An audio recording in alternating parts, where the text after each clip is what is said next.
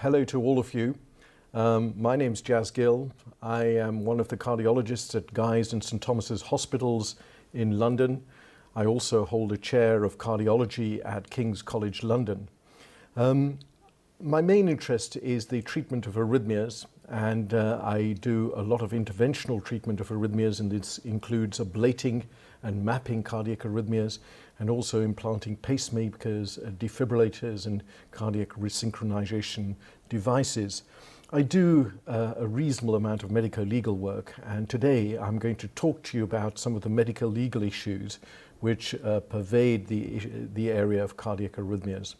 And I'm going to talk firstly about the ECG, errors in interpretation, difficulties in interpretation of the ECG, and also talk to you about atrial fibrillation, long QT syndrome, and at the end I'm going to talk a little about pacing. And this will give you some broad overview of some of the aspects of this particular area where things can go wrong and where we can have medico-legal issues.